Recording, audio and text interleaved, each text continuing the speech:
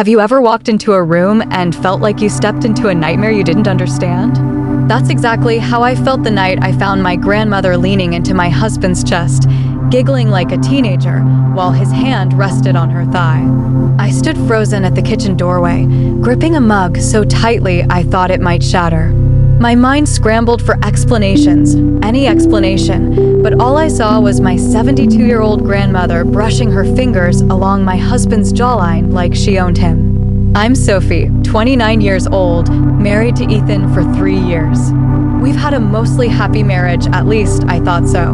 Ethan's warm, charming, the type of guy who can make a stranger feel like a lifelong friend in under 5 minutes. My grandmother, Margaret, moved in with us 6 months ago after a bad fall left her needing more care. From the start, she adored Ethan. Too much. She'd laugh extra loud at his jokes, bake his favorite pies, just because, and constantly compliment his looks. Harmless grandma behavior, right?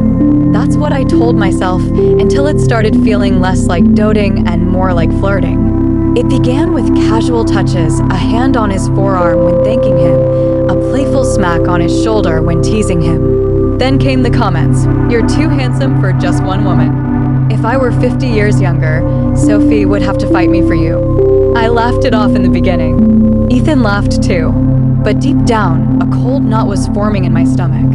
One night, I was heading to bed early when I heard muffled laughter coming from the kitchen. It was nearly midnight. Curious, I crept down the hall and stopped. There they were, Ethan leaning against the counter, Grandma Margaret standing far too close, her face tilted toward his like she was sharing a secret. I didn't hear the whole conversation, just her saying, "You don't have to tell Sophie everything, darling." Darling. My grandmother never called anyone that. I confronted Ethan later.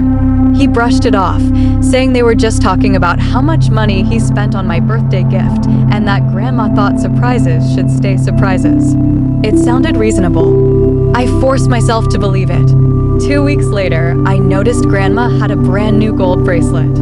She's on a fixed income, so I asked where it came from. "Oh, just a little gift," she said with a sly smile, glancing toward Ethan.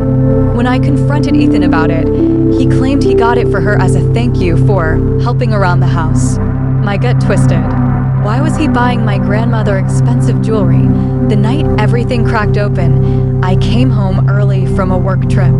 My plan was to surprise Ethan. Instead, I walked straight into my grandmother sitting on his lap in the living room, laughing while holding his chin in her hands. The mug I was holding slipped from my hand and shattered on the hardwood floor. Both their heads whipped toward me. Ethan looked panicked. "Grandma?" She just smiled like nothing was wrong. "Oh, Sophie, we were just playing around. Your husband is such a good sport." I didn't believe a word of it. I told Ethan we'd talk after Grandma went to bed. That night, Ethan swore on everything that nothing inappropriate was happening. "She's your grandmother, Sophie. She's just playful. It's her way." But my instinct screamed that he was lying. So I decided to confront Grandma directly. When I asked her what was going on, she didn't deny the flirting. In fact, she leaned back in her chair, gave me a long, calculating look, and said, "Sophie, there's something you need to know about your husband and about me." The story she told me felt like a punch to the chest.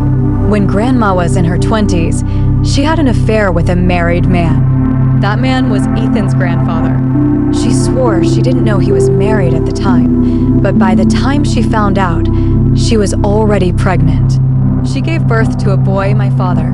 Except, according to her, that boy wasn't just my father. He was also Ethan's uncle, which meant Ethan and I were related. I felt the blood drain from my face. Grandma claimed she only moved in with us because she recognized Ethan's last name and wanted to make sure history didn't repeat itself. But somewhere along the way, she tested him by pushing boundaries to see if he'd betray me like his grandfather betrayed his wife. The bracelet? She admitted Ethan gave it to her, but she insisted it was completely innocent. "He passed my test, Sophie. He loves you." But I couldn't unhear the truth. The man I married might be my blood relative. I demanded we get DNA testing done. Ethan agreed, pale and shaking. For 2 weeks, we barely spoke while waiting for the results. I couldn't look at him without feeling sick. When the results came back, the truth hit harder than I imagined. We were distant cousins. Not illegal, but close enough to make me feel like my entire marriage was built on a lie neither of us knew. Ethan swore he had no idea about our connection. I believed him, but I couldn't shake the image of my grandmother's hands on his face, her smug smile, the way she seemed to enjoy the chaos she caused. I packed a bag and went to stay with my best friend. Ethan begged me to come home. I told him I needed time, not just to process our blood relation, but to decide if I could ever trust my family again. 3 months later, Grandma passed away unexpectedly. When we went through her belongings, we found a box of letters, love letters from Ethan's grandfather, confirming everything she'd said. But at the bottom of the box was one final envelope addressed to me. Inside was a note. Sophie, love is complicated. It bends rules, it breaks hearts, and sometimes it repeats itself in the strangest ways. I hope you forgive me for protecting you in the only way I knew how. Margaret, I still don't know if she really was protecting me or if she just wanted to watch the world burn one last time.